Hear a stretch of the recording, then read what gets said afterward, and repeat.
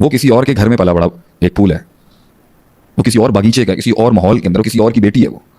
उसके बाप ने उसको इसके घर के अंदर सब कुछ प्रोवाइड किया जो एक बाप कर सकता है। तेरी बेटी है ना आज, जी, जायज़ ना जायज़ की कोई शर्त ही नहीं होगी मेरे ख्याल से। मेरे बेटे हैं ना, मेरे बच्चे हैं, मैं सोचता ही नहीं हूँ। और वैसे मेरा तो मिजाज ही ऐसा कि मैं सोचने वाला आदमी नहीं।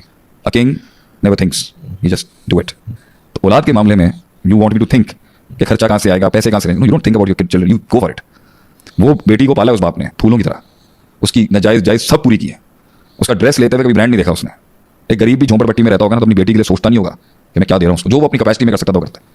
18 साल 20 साल उसके बाप ने उसके ऊपर ये तलवार ही नहीं रखी कि ये ठीक है बेटा, ये गलत है। वो जो मांगती रही वो देता रहा उसको, कोई लॉज नहीं थे उसके लिए। अपना बेटा आप दे नहीं सकती, वो अपने जिगर का टुकड़ा काट के दे रहा है आपको, वो अपनी बेटी दे रहा है आपको।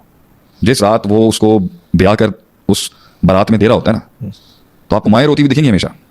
नॉर्मल आपकी जो मैरिजेस में मूवीज का जो एक पर्सपेक्टिव स्पेक्ट्रम दिखा, आपको बाप रोता हुआ नहीं दिखेगा। आपको पता है बाप घर आके रोता है, भाई आपको घर आके रोते हुए दिखेंगे। You never find the father crying that marriage mark की। बाप घर आके अकेला रात को रोता है कि मेरी बेटी चली गई। क्योंकि आपको पता होना चाहिए daughters are always dad's daughter, you no.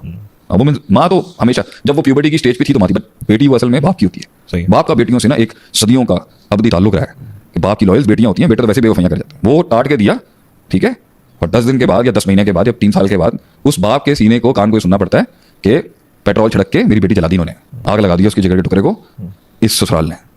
या वो ये सुनता है कि हाथ उठाया उसके दामाद ने, उसकी जिगर के टुकड़े पे हाथ उठाया, और वो घर आके उसे समझाता है कि बेटा ये कार बसाई अपना। ये एक्सपेक्ट करती है ये सोसाइटी उस बाप से कि वो बेटी को आके समझाए कि तुमने गुजारा करना है। वो उसे दलील करता है, उसे मारता है बैठ के। वो सोचें उस बाप के, यहाँ पर आप एक माँ को ग्लोरीफाई करें कि उसका बेटा है, वो बेटी नहीं है किसी की, वो किसी के जिगर का टुकड़ा नहीं है उसकी, वो किसी के पेट से नहीं बनी, वो किसी के खून से नहीं बनी। और फिर उसके कान में एक दिन खबर मिलती है कि उससे मासियों की तरह काम कराया जा रहा है। उसे बेटियों की तरह घर में नहीं रखा, बेटियों को जो प्रोटोकॉल दिया जा रहा है वो अलग है, और बहू को प्रोटोकॉल दिया जा रहा है मासियों वाला, गैरों वाला। मुझे सुनता होगा और फिर भी दर्द देता होगा अपनी बेटी को, बेटा अपने मदद का साथ दी, ये कोई गम नहीं है। और वो देखता है कि उसको जो है ना, वो प्राइवेसी नहीं है उसकी बेटी के पास, ठीक है, कमरे की कमी है, और पॉलिटिक्स चल रही है उसके खिलाफ। और दूसरी उस घर की दूसरी बहुएं जो है उसके खिलाफ पॉलिटिक्स। मेरी बच्ची को मैंने सियासत सिखाई नहीं कभी है, मेरी बच्ची को ये आग लगाना, चापलूसियां करना, लगाई बुझाई करनी नहीं आती। वो बाप वो सुनता होगा, और वो माँ का मैं इसलिए बाप की बेटी में इसलिए कह रहा हूँ क्योंकि man are very, father of a daughter is, उस कहते हैं ना वो सारी जिंदगी जो है ना वो सीने का दम होगा उसका। क्यों? क्योंकि उसने अपनी बेटी किसी के घर में दिया, मौत तक उसको ये टेंशन रहेगी कि मेरी बच्ची को कोई तकलीफ तो नहीं है।